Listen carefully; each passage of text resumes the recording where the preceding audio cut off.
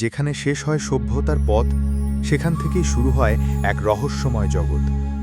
পৃথিবীর সবথেকে বড়, সবথেকে গভীর আর বর্ণাঢ্য বন, অ্যামাজন রেইন ফরেস্ট।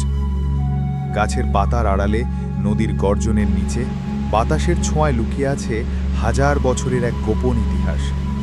আজ আমরা প্রবেশ করব সেই বনের বুক চিরে একটি ভিন্ন পৃথিবীতে, যেখানে মানুষ প্রকৃতির সন্তান আর প্রকৃতি তাদের ঈশ্বর। অ্যামাজনে বসবাসকারী আদিবাসীদের সংখ্যা আনুমানিক 40 লক্ষ। তাদের ভাগ করা হয়েছে শতাধিক জাতিতে, কেউ টিকুনা, কেউ কায়াপো, কেউ আশানিঙ্কা। এই জাতিগুলোর মধ্যে অনেকেই এমন যারা আজও বাইরের কারো মুখ দেখেনি। তারা বনে জন্ম নেয়, বনে জীবন কাটায়, আর বনের সঙ্গেই মিশে যায় তাদের মৃত্যু। একবার ভাবুন তো, এমন একটি জাতিগোষ্ঠী যারা আমাদের মোবাইল, ইন্টারনেট, এমনকি আগুন জ্বালানোর লাইটারও চেনে না, অথচ তাদের জ্ঞান, তাদের জীবন দর্শন আমাদের আধুনিক চিন্তার সীমা ছাড়িয়ে যায়। আসুন এবার পরিচিত হই কয়েকটি বিস্ময়কর উপজাতির সঙ্গে। প্রথমেই বলি ইয়ানোমামিদের কথা। এরা বসবাস করে ব্রাজিল ভেনেজুয়েলার সীমান্তের গভীর জঙ্গলে। এদের ভাষা, পোশাক, ঘরবাড়ি সবই অনন্য। ইয়ানোমামি শিশুদের জন্মের কিছুদিনের মধ্যেই কান ফুটো করা হয়, কারণ তারা বিশ্বাস করে এতে আত্মা খুশি হয়। তারা মুখে তামাকের ধোঁয়া ফুঁকে রোগ নিরাময়ের চেষ্টা করে এবং প্রতিটি সিদ্ধান্ত নেওয়ার আগে শামানদের পরামর্শ নেয়। এরপর আসে কায়াপু জাতি। তারা পরিচিত তাদের উজ্জ্বল রঙে শরীর রাঙানো আর বিশাল ঠোঁট প্লাগের জন্য। কায়াপোরা আধুনিক প্রযুক্তির বিরুদ্ধে নয়, বরং নিজেদের রক্ষায় তারা আজ ব্যবহার করছে ক্যামেরা, রেডিও এবং এমনকি ড্রোনও। তারা বন ধ্বংসের বিরুদ্ধে লড়ছে সংগঠিতভাবে। তাদের নেতা রাউনি মেতুক্তিরে আন্তর্জাতিকভাবে পরিচিত একজন পরিবেশ রক্ষাকর্মী। আশানিঙ্কা উপজাতি মূলত পেরুর জঙ্গলে বসবাসকারী এক শান্তিপ্রিয় জাতি। তারা বোনা সুতি পোশাক পরে, যার ডিজাইনে থাকে বিশেষ অর্থ। প্রতিটি নকশা একটি গল্পের প্রতীক। তাদের প্রধান খাবার হল কাসাভা। তারা বিশ্বাস করে গাছ ও প্রাণীদের সঙ্গে আত্মার বন্ধন আছে।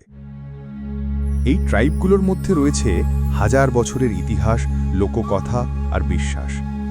এমন অনেক উপজাতিও রয়েছে যারা এতটাই বিচ্ছিন্ন যে 2023 সালেও কারো সঙ্গে যোগাযোগ করেনি। এদের বলে আনকন্ট্যাক্টেড ট্রাইবস। আন্তর্জাতিক আইনে বলা আছে এদের সঙ্গে জোরপূর্বক যোগাযোগ করাও অপরাধ, কারণ একবার সংস্পর্শে এলে তাদের মধ্যে আধুনিক রোগ ছড়িয়ে পড়তে পারে, যেমন ইনফ্লুয়েঞ্জা, হামের ভাইরাস, যেগুলো তাদের শরীরে আগে কখনো ছিল না। তবে একটা কথা সব উপজাতির মধ্যেই মিল পাওয়া যায়, তারা নিজেদের মানুষ বলে না, তারা বলে বনের সন্তান, কারণ তাদের কাছে বনই জীবন, বনই ঈশ্বর। সকালের আলো ফোটে জঙ্গলের ভাগে, পাথির কিচিরমিচিরে ঘুম ভাঙে পুরো গ্রাম। পুরুষেরা প্রস্তুতি নেয় দিনের শিকারের, নারীরা বাচ্চাদের সঙ্গে জঙ্গলে যায় ফল সংগ্রহে। সকালটা যেন একটা আদি সিম্ফনি, যেখানে প্রকৃতি মূল সুর। খাবার রান্না হয় মাটির উনুনে, বন্য শিকার, নদীর মাছ, ফলমূল সবই অর্গানিক। এখানে কোনো ফ্রিজ নেই, বাজার নেই, যে যা সংগ্রহ করে তাই আজকের আহার। কোনো কিছু অপচয় হয় না, কারণ প্রকৃতি দেয় সীমিত এবং সবাই তা জানে।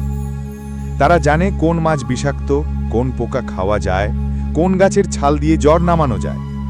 এই জ্ঞান তারা শেখে কোনো বই থেকে নয়, বরং মা বাবার কাছে, গুরুর কাছে, আর দিনের পর দিন দেখে দেখে।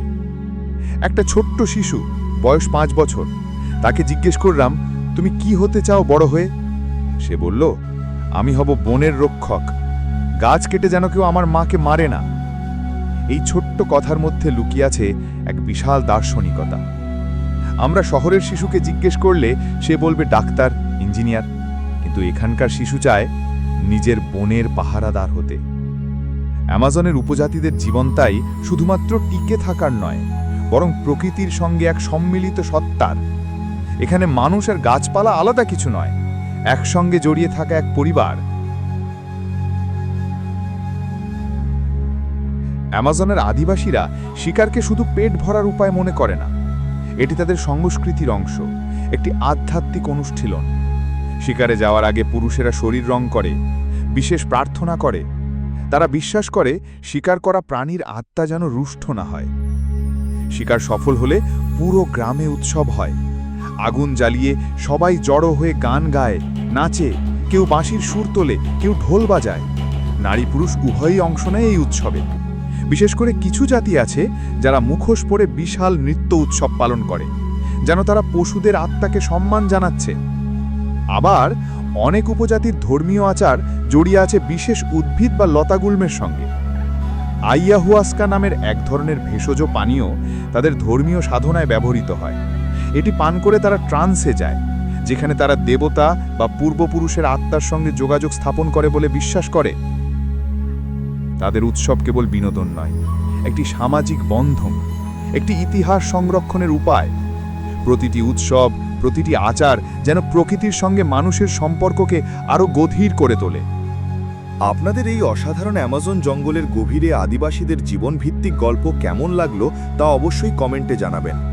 এই ভিডিও ভালো লেগে থাকলে একটা লাইক দিয়ে পাশে থাকুন, আর এমনই আরও গভীর বৈজ্ঞানিক আর মানবিক ডকুমেন্টারি পেতে সাবস্ক্রাইব করুন আমাদের চ্যানেল।